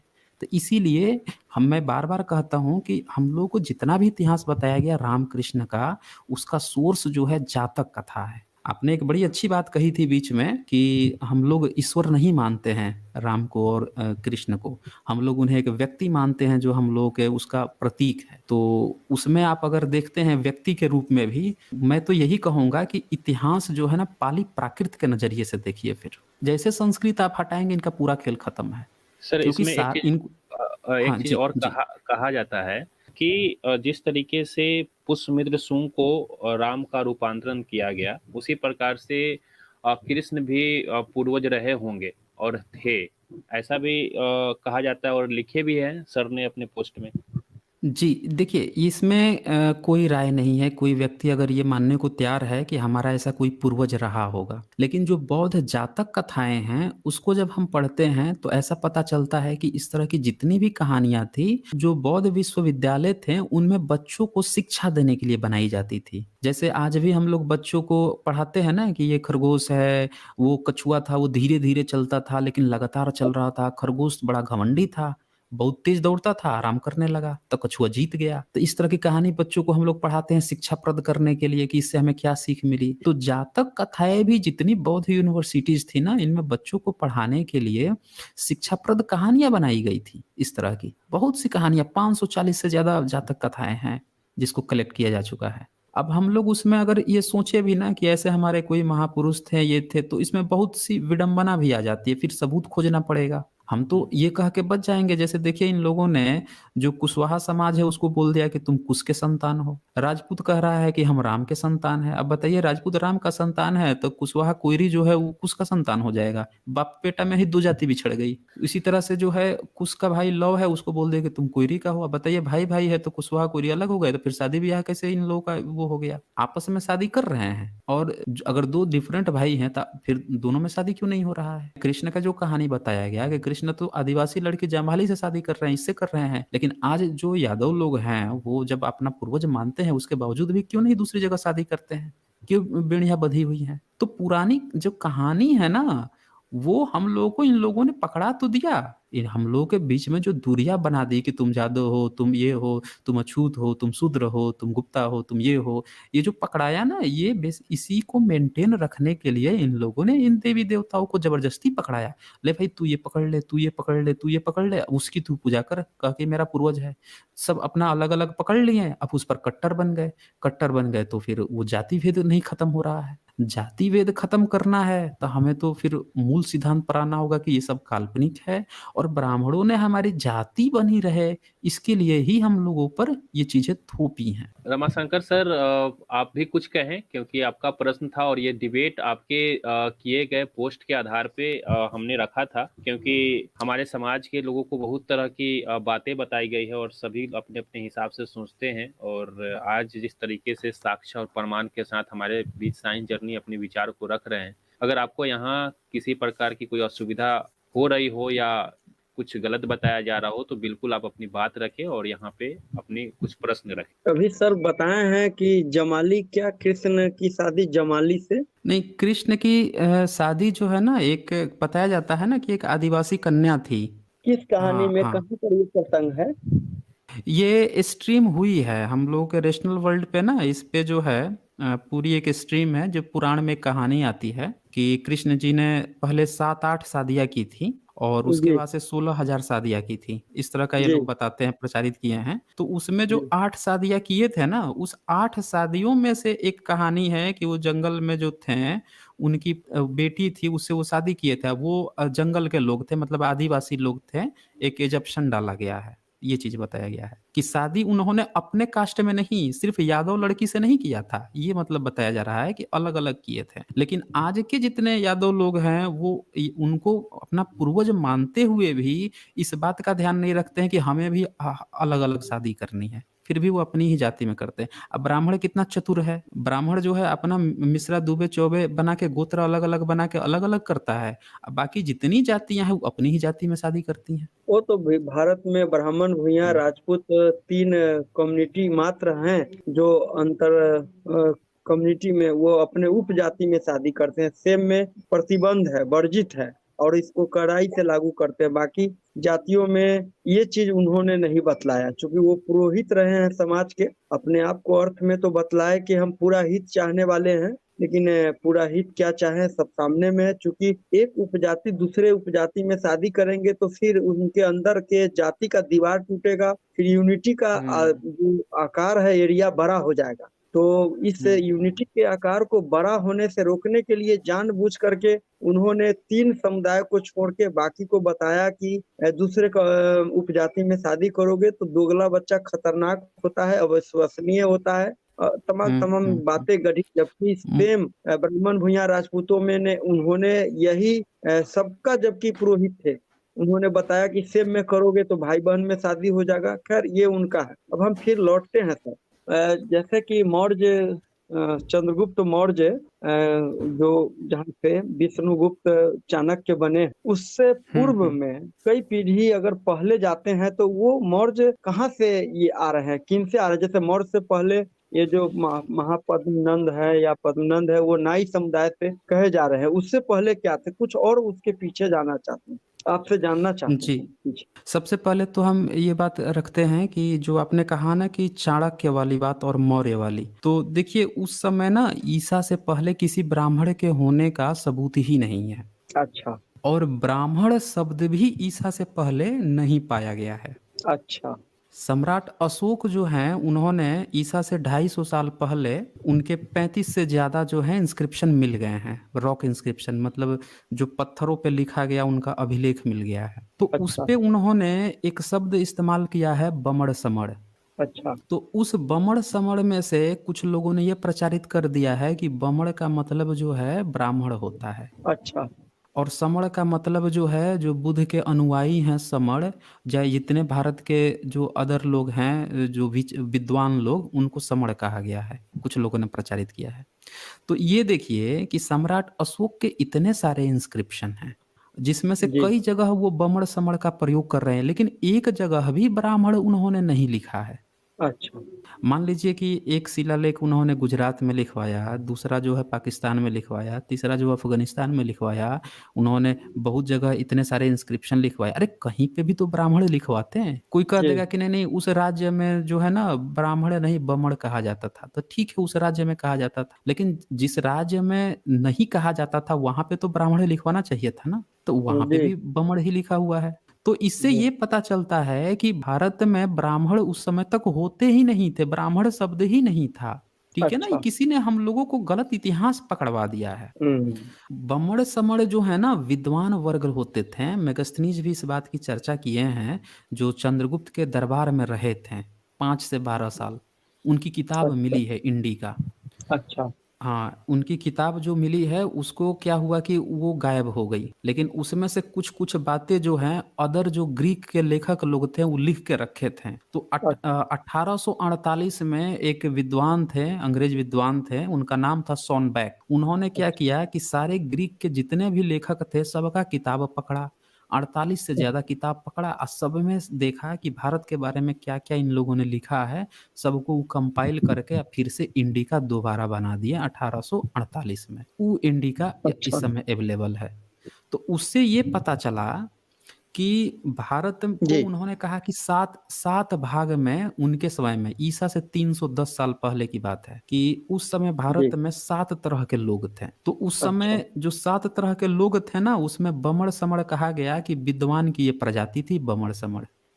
समण जो है आज भी बुद्धिस्ट को ही कहा जाता है। अच्छा। ठीक है ना, जो बुद्धिस्ट हैं, आप जाइएगा नॉर्थ ईस्ट में जाइएगा तो कहेंगे हम लोग ना शमन है, शमन, हम लोग शमण हैं। और उसने आगे भी लिखा है कि ये समण के अनुयायी थे, बूटा के अनुयायी थे। बुद्धा को वो सब ग्रीक वाले बूटा कहते थे, बूटा बूटा, तो बूटा के ये सब अनुयायी थे। तो इसका जो बमड़ को बताया गया है, तब बमड़ उस समय यज्ञ हवन नहीं करता था, पूजा पाठ मंदिर उंदिर नहीं करता था, ये जो है पढ़ाई करता था, ढेर सारी शादियां करता था। ये मैगजीन्स लिख के गए हैं कि पढ़ाई करता था, शादी करता था और रहता था ऐसे ही। तो ये एक वर्ग था बमड़-समड़ का, दूसरा एक वर्ग था जो राजा का वर्ग था, तीसरा एक वर्ग था जो सोल्डर सैनिकों का वर्ग था जिसमें सैनिक वगैरह जो है सैनिक बनते थे। चौथा वर्ग जो है बताया गया है कि गरेड़ियों का था और कृषकों का था। तो गरेड़िए वगैरह क्या करते थे, यही गरेड़ियों को कुछ लोगों ने यादव यादव प्रचारित कर दिया है। ये ध्यान दीजिएगा, मैं बताता हूँ आपको।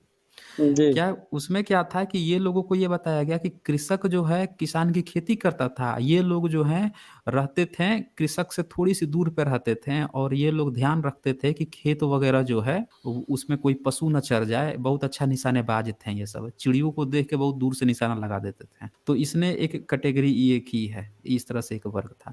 एक उसने वर्ग बनाया, कुछ लोग कहते हैं, मैं इस पर नहीं कह रहा हूँ कि हाँ वही लोग यादव ही थे, लेकिन कुछ लोग कहते हैं कि उसी को वो यादव वहीं से वही लोग थे। अच्छा, इसके बाद से जो है एक वर्ग उसने बनाया उनको जो प्रशासनिक अधिकारी हैं उनका। टोटल उसने 60 भाग में बाँटा है, 7 पार्ट में। तो उससे ये पता चलता है कि चंद्रगुप्त मौर्य के समय तक कोई भी वर्ण व्यवस्था भारत में नहीं थी। ये कहते हैं ना ब्राह्मण, क्षत्रिय, वैश्य, शूद्र, ऋग्वेद में था, हम लोग बहुत पहले से 4 भाग में ब्रह्मा जी बाँट के आते हैं।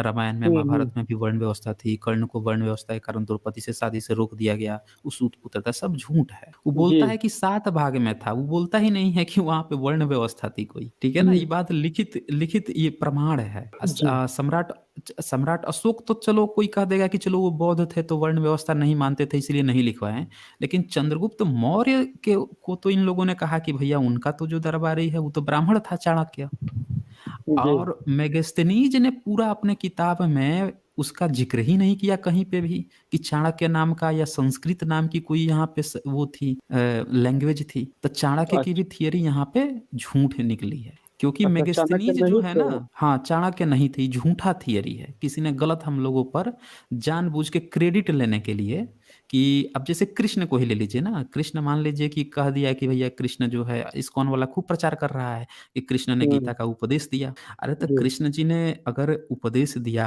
तो कृष्ण संस्कृत में ना दिए उपदेश, तो संस्कृत जो भाषा है इसका मतलब कि यादव लोग को भाषा संस्कृत आनी चाहिए थी। जी जब कृष्ण इतने विद्वान हैं तो उनका, जब ब्राह्मण जो है, ब्राह्मण ब्राह्मण का ऋषि विद्वान था तो ब्राह्मण जो है उसको संस्कृत आती थी। तो जब कृष्ण जी इतने विद्वान थे संस्कृत में तो उनके बाल बच्चे के संस्कृत नहीं पढ़ेंगे, वो छोड़ देंगे, उसके पास से अनपढ़ गंवार थोड़े बन जाएंगे। जी जो पिता जो रहेगा, वारिस जो रहेगा, अपने बाल बच्चों को तो जरूर पढ़ाएगा, आगे जरूर करेगा। तो ये इससे भी झूठ निकलता है, लोग झूठी कहानी बताते हैं कि जी ये थे वो थे, ये सब इन लोगों ने खुद लिख लिख के और पकड़वा दिया, क्योंकि दान आपसे लेना है ना, दान हमसे लेना है हम्म इनको। जब हम पकड़े रहेंगे कहेगा कि पूर्वज तुम्हारे, अब मंदिर पे कब्जा हमारा, दान तुम ही दोगे हमको। अब बताइए कि आपका ऑफिस है, आपके पिताजी या मेरे पिताजी का ऑफिस है, तो संपत्ति तो हमारी हुई ना जी। आके दूसरा कोई बैठ जाए कहे कि हम इनके बारे में बहुत जानते हैं, इनकी भाषा हम ही जानते हैं, हम पूत होके हम अपनी दादा परदादा की भाषा नहीं जानते हैं, अब पूजा के लिए असल हम में उसको वो चढ़ावा देंगे। असल में वो लिख देते हैं ना कि तुम्हारा पूर्वज ही हमको लेने के लिए बैठाए थे अब देने के लिए। अब बताइए मान लीजिए कि कहीं लड़ाई भी हुआ कुरुक्षेत्र का, तो जब जी कृष्ण उपदेश दे रहे थे तो वहां पे कौन ब्राह्मण बैठ के लिख रहा था? एक जगह भी चर्चा है वहां पे कि कृष्ण उपदेश दे रहे थे, कोई ब्राह्मण बैठ के लिख रहा था गीता का उपदेश? नहीं बता दीजिए, पूरे पूरे महाभारत में कहीं चर्चा है इस बात का कि किसी ने गीता और लिखा हो? संजय सुन रहा था। संजय सुन रहा था, संजय से भी लिखने की घटना नहीं है, संजय भी तो चलिए नहीं सर, लिखा अब ना। थोड़ा सा हाँ, चलते हैं वहाँ। हाँ, हाँ। ये आप कह रहे हैं कि चाणक्य भी तो नहीं हाँ, थे। अब वहां पे आ जाते हैं। जी जी, मैं अब मूल मूल मुद्दे पर आ जाते हैं। तो अब जो चाणक्य हम भी लोग नहीं बात कर थे। रहे थे कि जो मौर्य थे, ये कहाँ से आए हैं, इनका क्या इतिहास है? जी मौर्यों का इतिहास जब हम पहले जाते हैं तो इन लोगों ने ऐसा बताया है कि मौर्यों से पहले जो है नंद वंश का शासन था। नंद वंश की हत्या करके मौर्यों ने गद्दी पाई थी। तो हम्म, उस समय जो भी राजा बनता था ना, उसको खेतिये कहा जाता था। उस समय का जो भाषा था उसके हिसाब से खेतिये कहा जाता था। बाद में इधर उसी को खेतिये को ही लोग क्षत्रिय क्षत्रिय बनाने लगे। जब कुषाण लोग आए ना भारत में, वो लोग क्षत्रप कहते थे। वही क्षत्रप जो है 7वीं 8वीं शताब्दी में छत्रपति और फिर क्षत्रिय बन के कन्वर्ट हो गया। तो जो खेतिये लोग होते थे, बुद्ध भी खेतिये थे, ये लोग भी जी खेतिये थे। तो आपको तो पता ही है, सब ने एक दूसरे की हत्या करके ही सत्ता पाई है। अब हम्म। नंद वंश की हत्या किया अगर चंद्रगुप्त ने, तो चंद्रगुप्त के बृहदत्त की हत्या अगर शुंग ने किया तो शुंग की हत्या कणव ने किया। शुंग वंश जी। किया, कणों की हत्या जो है सातवाहन किया, तो सातवाहनों की भी हत्या करके इस तरह से कोई आते गया, तो सब तो एक दूसरे की हत्या करके ही आए हैं। हम्म। तो हाँ, तो इससे ये पता चलता है कि उस समय जो है कोई भी राम कृष्ण ब्रह्मा विष्णु महेश नहीं था। इनमें से किसी ने भी अपने किसी भी इंस्क्रिप्शन में कहीं पे भी न राम कृष्ण ब्रह्मा विष्णु महेश का नाम ही नहीं लिया है, किसी ने भी नहीं लिया। किसका नाम लिया है सबने? तो बुद्ध का नाम जरूर लिया है। शुंग जो है, पुष्यमित्र शुंग, जिसको ये लोग कहते हैं कि पुष्यमित्र शुंग जो है मौर्यों का हत्यारा था, वो पुष्यमित्र शुंग का सबूत मिला है कि वो जो है सांची के स्तूप का तोरण द्वार बनवा रहा है, वो जो है बुद्ध के लिए बहुत सारी चीजें बनवा रहा है। सवाल ये है कि अगर वो भी अगर ब्राह्मण था या ब्राह्मणों की औलाद था, तो एक चीज तो अपने लिए कुछ मंदिर उंदिर बनवा लेता। अरे कोई भी व्यक्ति मान लेते हैं कि कोई मुस्लिम ही शासक हुआ आपके क्षेत्र में, तो वो चलो हिंदू कहेगा कि हिंदू का वोट लेना है तो हिंदुओं के लिए चलो एक मंदिर बनवा देते हैं, अपने लिए तो एक मस्जिद बनवाएगा ना जी, अपने लिए भी तो बनवाएगा। तो उसका जो है अपना कुछ भी हिंदू का या ब्राह्मण का कुछ भी नहीं मिलता, जो मिलता है वो उन्हीं का मिलता है। अच्छा देखिए, उससे उसी के समय में अजंता की गुफा बनती है। अजंता गुफा पूरी बौद्धों की है। जी। ईसा से 200 साल पहले महाराष्ट्र में आप घूमिएगा तो जितनी भी लेनियां मिलेगी सब बौद्धों की लेनियां मिलेगी, जितने विश्वविद्यालय मिलेंगे सब इनके मिले, सबूत सारे के सारे बुद्धिस्टों के हैं। अब यादव भाई लोग को ये बात समझनी होगी कि कृष्ण अगर हमारे पूर्वज थे, अगर जातक कथाओं के अनुसार पूर्वज थे, तो वो बौद्ध मार्ग की तरफ थे। अगर क्योंकि उस समय यादव लोग तो जरूर होंगे, उस समय भी अगर यादव लोग होंगे तो उन्होंने भी तो कम से कम कृष्ण का उस समय उनको पता होना चाहिए ना कि हमारा कोई कृष्ण है, तो वो कम से कम एक मंदिर बनवा लेते हैं। आप देखिए 13वीं-14वीं सदी में कृष्णदेव राय विजयनगर के राजा हैं, तो कृष्णदेव राय भी तो यादव कहे गए हैं। लेकिन वो जो संवत चलवा रहे हैं, वो संवत कौन सा संवत चलवा रहे हैं? ये शक संवत और विक्रम संवत चलवा रहे हैं, जो कनिष्क सम्राट ने बनवाया था संवत, ये संवत चलवा रहे हैं। कनिष्क जो है बौद्ध सम्राट था, वो भी तो इनका कोई कलयुग वाला या युधिष्ठिर वाला संवत तो नहीं चलवा रहे हैं, जो ये लोग झूठ मूठ का प्रचारित किए हैं। प्रथम बौद्ध संहति भी तो कनिष्क ही करवाए हैं। चौथी करवाए हैं, चौथी करवाए हैं कनिष्क। तो ये बहुत से प्रमाण है। एक और प्रमाण है, उसमें मैंने दिखाया है एक वीडियो में, उसमें एक अंग्रेज आया था 18वीं सदी में पटना में।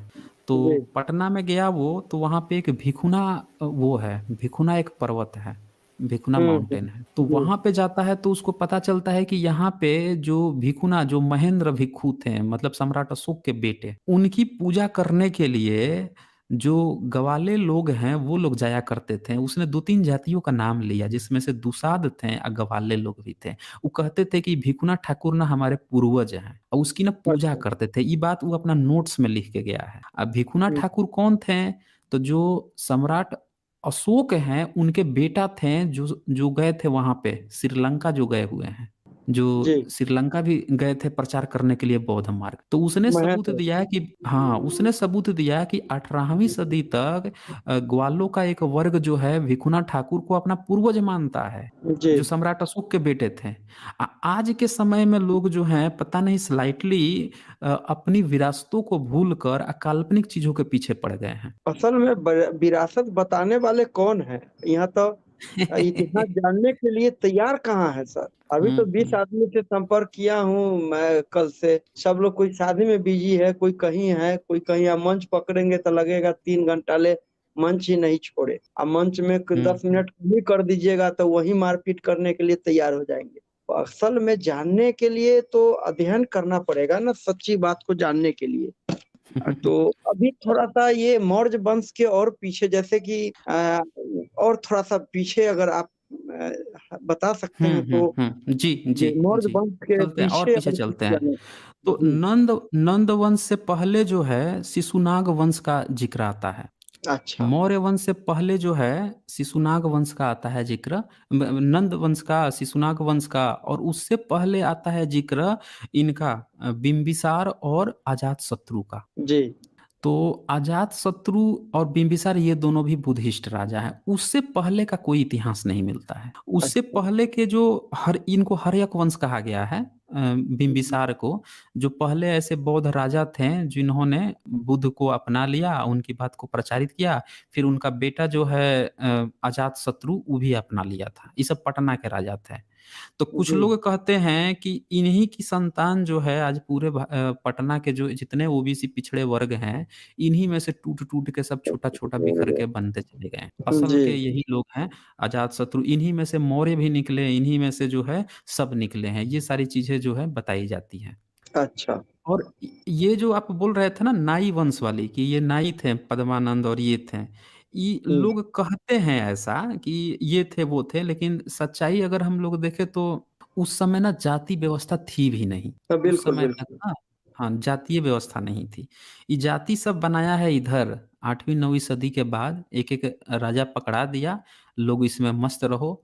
अरे 16वीं 17वीं शताब्दी में बताइए, तुलसीदास इतना गंदा संदा लिखता है जातियों के बारे में। जी तुलसीदास जो है वो कम खराब लिखा है, बहुत खराब लिखा है। इस तरह सबने लिखा है, सारी जातियों को, पिछड़ी जातियों को तो खूब गिरा है।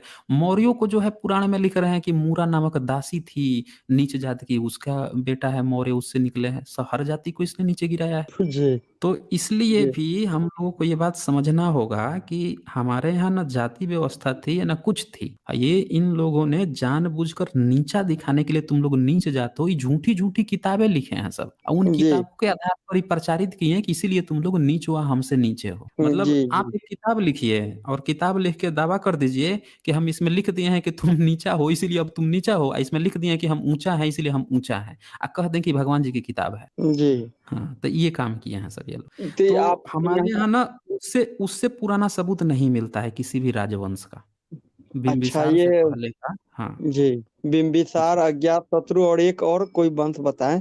था शिशुनाग वंश, था शिशुनाग वंश, अच्छा उसके बाद से हर्यक और आता है। शिशुनाग और हम्म। इनसे पहले था ये अज्ञात शत्रु और बिंबिसार। जी पसेनजीत, अजातशत्रु, उनसे पहले बिंबिसार।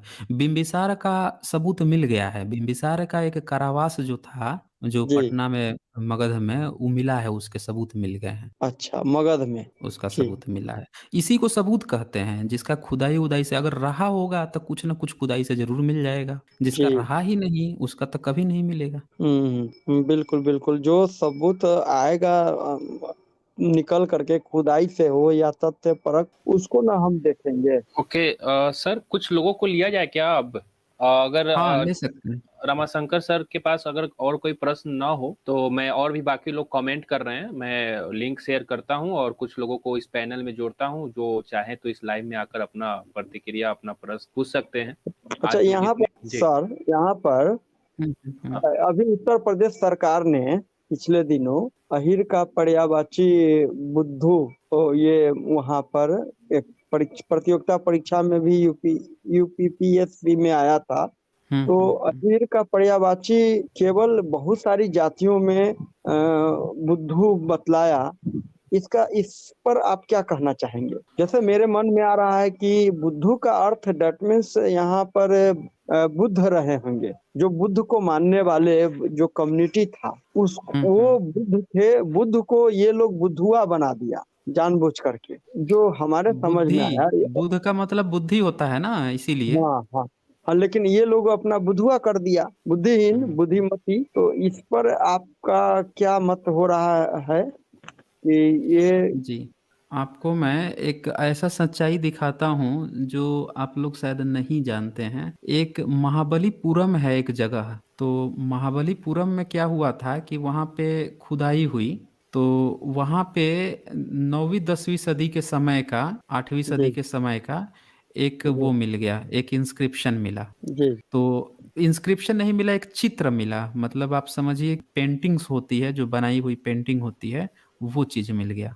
उससे क्या पता चला कि जो रुक जाइए, इसको मैं शेयर करता हूँ। हाँ, इसको इसको शेयर कर दीजिए। हाँ, ये आप यहाँ पे चित्र देख रहे होंगे।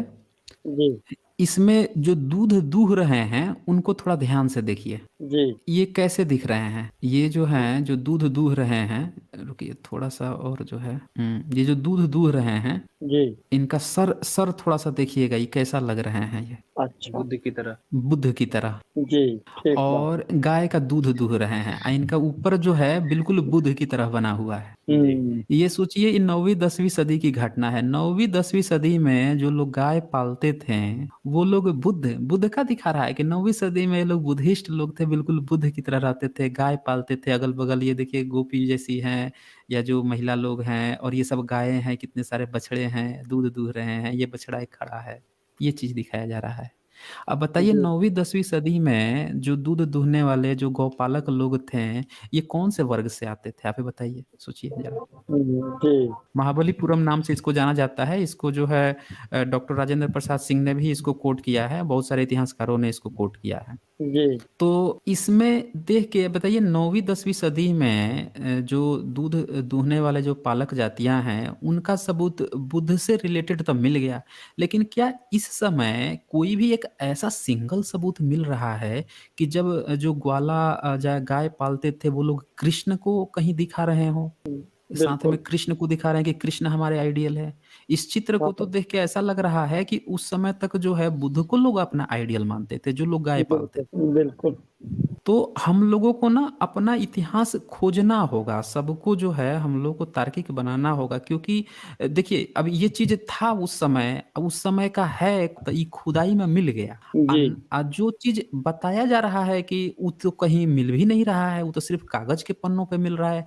कागज जो है ये तो पिछले 300 400 500 साल का खेल है। जी, तो इसीलिए हम लोगों को सबूत जो है ना, जो जमीन के नीचे है, जो आज से 1000 1500 2000 साल पहले हमारे पूर्वजों ने बनाया है कि वो लोग क्या थे, उनको वास्तव में क्या थे, वो खुद सबूत देके गए हैं, वही चीज खोजना है। जी। जी। अच्छा, ये आभीर और अहीर शब्द के संबंध में आप क्या जानते हैं? आभीर से आभीर, अहीर बना। हाँ, अब तो जो एक कॉमन बात है, बहुत लोग कहते हैं कि कुछ डिफरेंस भी है, और लेकिन आम तौर पे लोग इसको कह देते हैं कि इसका मतलब जो है ग्वाला होता है, यादव होता है, इस तरह की बात कह देते हैं। जी। अब होता क्या है वो नहीं, आभीर और अहीर से कब से ये आरंभ हुआ, ये कब से, इसके संबंध में कुछ डिटेल्स आपके पास जानकारी हो तो बताएं।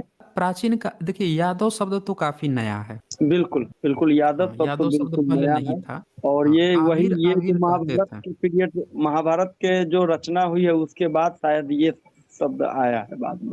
ये ना मनुस्मृति में अध्याय 10 है का 15वां जो श्लोक है जी, मनुस्मृति का, जी।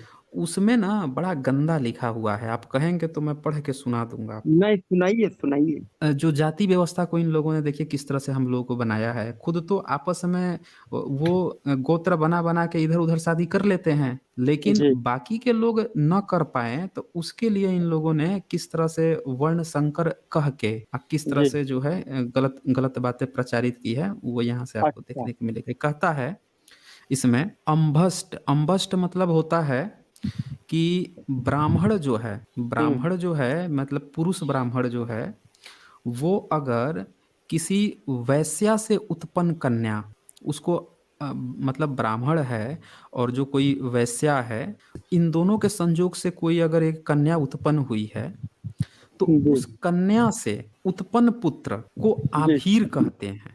आभीर कहते हैं। और अच्छा। अयोग्यवी कन्या, मतलब अयोग्यवी कन्या ये कहते हैं कि शूद्र से वैश्या में उत्पन्न कन्या, मतलब शूद्र जो है वैश्या के साथ अगर संभोग करके जो बच्चा पैदा करता है, तो उससे जी। जो बच्चा उत्पन्न होगा उसको धिग्व्रण कहते हैं। ये सब जो बात धिक, है ये लिखता है, धिक आप ब्राह्मण, या धिक। धिग्व्रण, अच्छा, धिग्व्रण। अच्छा। तो ये जो है जानबूझकर गलत गलत चीजें लिख लिख कर, ताकि लोग जो हैं आपस में शादी ना करें। गीता पूरा देखिए, गीता जो है ना, ये समझिए, पूरा गीता इस चीज के लिए लिखा गया है कि जी, अर्जुन जो है उसकी सबसे बड़ी चिंता देखिए क्या है, कि लोग जो है जी, ना, लोग जो हैं वो शादी ना कर लें। हम लोग लड़ेंगे, मर जाएंगे, तो हमारे जो बाल बच्चे हैं वो कर जी। लेंगे, वर्ण मतलब दूसरे वर्ण में शादी कर लेंगे, तो उससे ना धर्म भ्रष्ट हो जाएगा।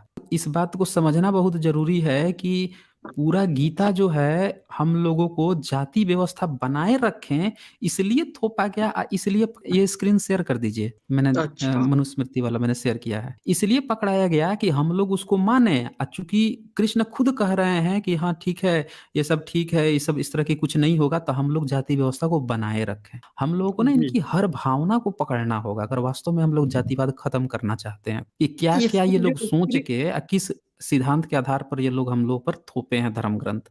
जी अच्छा, ये जो स्क्रीन आप दिखला रहे हैं ये गीता का है या फिर मनुस्मृति नहीं, का? ये मनुस्मृति है। मनुस्मृति अध्याय 10 का 15th श्लोक है, 15वां श्लोक है, 10वां अध्याय जी का। इसमें जी। इसमें देखिए लिखा है, उग्र कन्या, क्षत्रिय से शूद्रा से उत्पन्न कन्या को उग्रा कहते हैं। मैं ब्राह्मण से अच्छा उत्पन्न बालक को आवृत और अंभष्ट, अंभष्ट मतलब ब्राह्मण से वैश्या में उत्पन्न कन्या, तो अच्छा। अंभष्ट कन्या से उत्पन्न पुत्र, मतलब अंभष्ट उस कन्या को कहते हैं जिसमें कोई ब्राह्मण जो है, कोई वैश्या लड़की है, उससे अगर बच्ची पैदा कर देता है तो वो जो बच्ची है या वो जो लड़की है, उस कन्या से जो बच्चा उत्पन्न होगा उसको आभीर कहते हैं। ये बात ध्यान देखिए, कितना गंदा ये सब लिखे हैं। फिर आगे जी अयोग्यवी कन्या के बारे में लिखते हैं। जी जी तो जी। ये इनकी सच्चाई है। आप खुद लिख लेंगे, खुद ये लिख रहे हैं, खुद अपने लिए ऊंचा और बाकी दूसरी जाति नीची, और दूसरे जातियों ने मान भी लिया। जी तो ये बात समझने की जरूरत है। जी बिल्कुल। ये सारी चीजें सब है इसमें। बहुत अच्छा रहा ये डिबेट, मेरे ज्ञान के लिए बहुत अच्छा रहा, बहुत चीज जानने का मौका मिला। और इस तरह के डिबेट में अब मैं अक्सर सर आपके साथ शामिल होने का कोशिश रहेगा मेरा। जी जी तथ्यात्मक विश्लेषण आपका है और पूरा बारीकी से है। इतिहास के छात्र हूँ, जिज्ञासा बढ़ गई है और जी अधिकतम इसके बाद जो पैनल होगा उसमें प्रयास करूंगा अधिकतम से अधिकतम लोगों को इसमें शामिल कराऊं। जी जी, जरूर जरूर।